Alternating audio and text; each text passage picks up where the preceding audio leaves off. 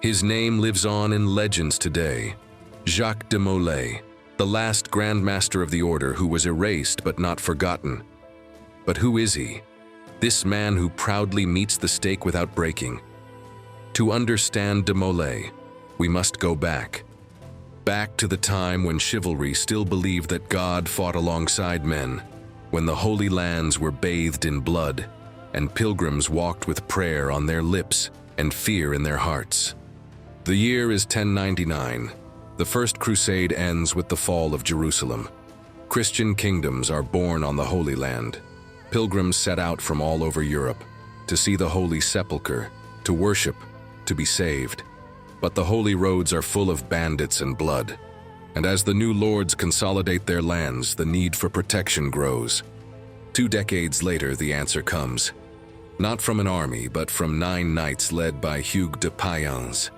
On the Temple Mount, on the ruins of the ancient Temple of Solomon, in a building steeped in centuries and legends, 9 knights take an oath, and so begins their assigned role, to protect pilgrims and forge the order of the Templars. Not with a sword against the infidel, but with a shield for the defenseless. But as often happens, he who begins with a humble oath, time turns into strength, and strength attracts both friends and enemies. The order begins poor knights, poor fame. But everything changes when a man of influence stands behind them.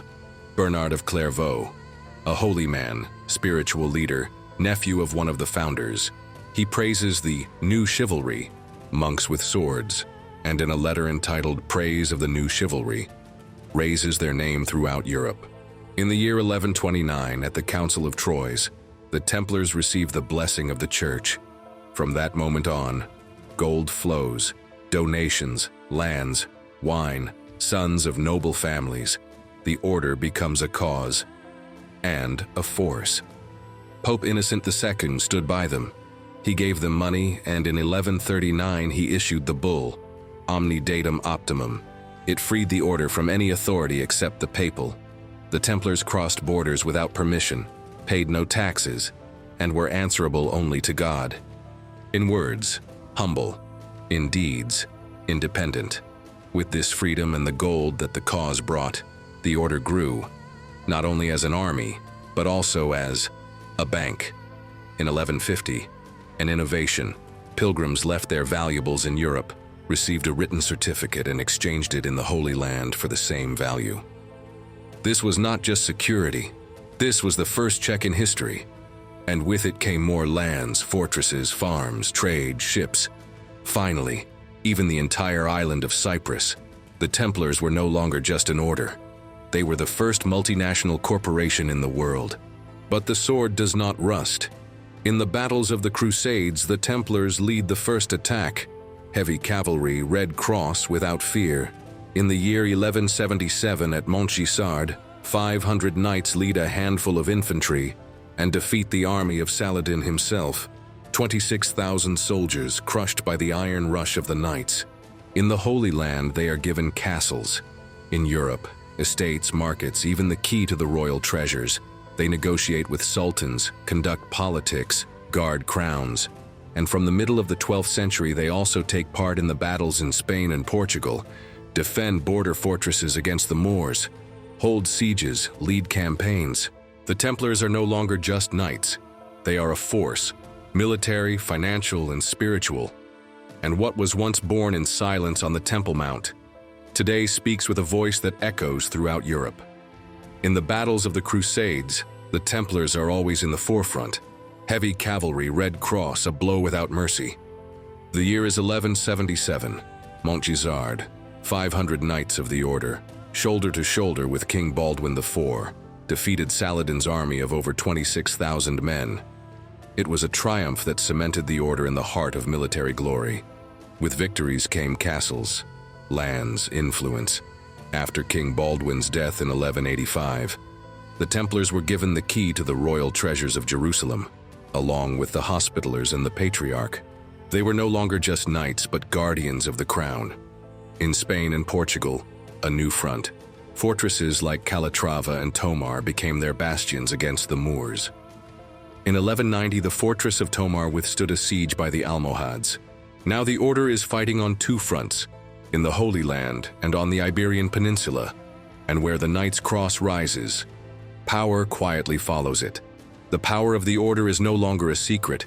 It shines like a cross under the sun. The Templars have lands, ships, castles, a treasury richer than a king's. But in the shadows, where power whispers, fear is born. After the fall of Acre in 1291, the last Christian fortresses on the shores of the Holy Land collapse one by one. The Templars retreat. They flee to their last island, Cyprus. There, between the walls of Famagusta, Jacques de Molay gathers the remnants of the order. Thibaut Gaudin, the 22nd Grand Master, stands next to him. But de Molay senses that the time for change has come. At a council in the autumn of that year, he proposes reforms. He speaks with passion. After Gaudin's death in 1292, no one opposed him. He was elected, and he became the last. In the spring of 1293, de Molay set out west, not with a sword, but with words. He traveled from court to court, spoke to popes and kings, Boniface VIII, Edward I, James of Aragon. He begged, persuaded, plotted a new campaign. He received food, ships, blessings, but no soldiers. There was talk of uniting with the Hospitallers. He refused. He said, "One order, one goal. Uniting will make us clumsy, not stronger."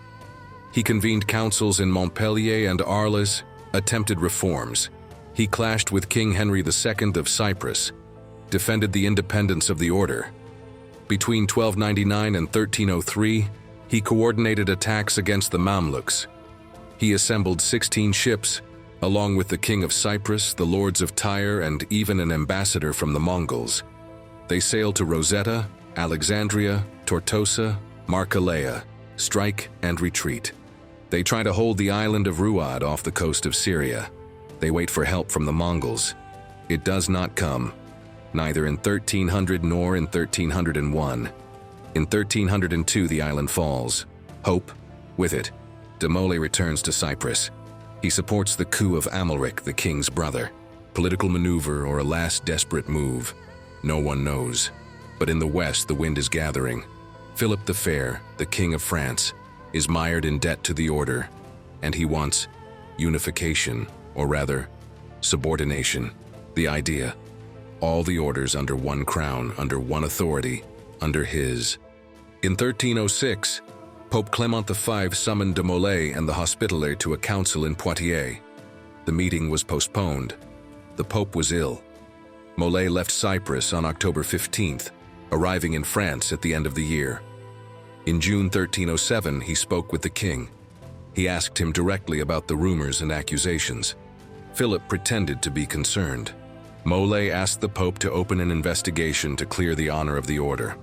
On August 24th, the Pope issued an order for an ecclesiastical investigation, but it was too late. Philip was already ready. On September 14th, he sent a secret order to all officials. Arrest all the Templars simultaneously at sunrise on October 13th. On October 24, under torture, de Molay confessed that during initiation people spat on the cross, that there were obscene rituals. He wrote a letter to all the Templars to confess. But then, when the papal cardinals arrived, he retracted everything. He said that his words had been extracted by force. The Pope accepted him. He arranged commissions, and yet, Philip acted. In May 1310, 54 Templars were burned. De Molay was not pardoned. He was questioned again. Once he confessed, once he denied. The truth was drowned in the flames. 314, the island in the Seine, stakes, wood, silence. De Molay refused to submit. He refused to deny. I am innocent, the order is innocent, the Pope and the King will answer. Before God, before the year is out.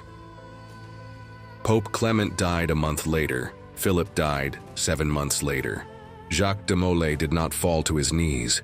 He burned upright, believing in what he had been. And with him the order disappeared, but not his memory. The order was dissolved, but some knights are never captured.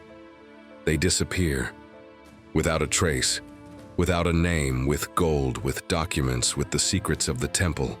In Portugal, King Denis I refuses to burn their inheritance. In 1319, with the blessing of Pope John XXIII, he creates the Order of Christ, a new name for the old oath. The Templar lands, castles, even the fortress of Tomar pass to him. The knights are saved. The story survives, and others, so it is said, flee to the west. They carry their knowledge, rituals, and symbols. Thus is born the myth of the sequel, that the spirit of the Templars passes into Masonic lodges, into new brotherhoods, into secret councils that whisper to kings, and sometimes overthrow them. No one knows for sure. But one thing is clear: an order created by an oath of sword and silence does not die easily. The order is dead, they say. But the shadows whisper otherwise. The order has simply changed its clothes. The whispers of the past do not end here. Click subscribe, light the torch of knowledge, and walk with me through the centuries, through the shadows to the next great story.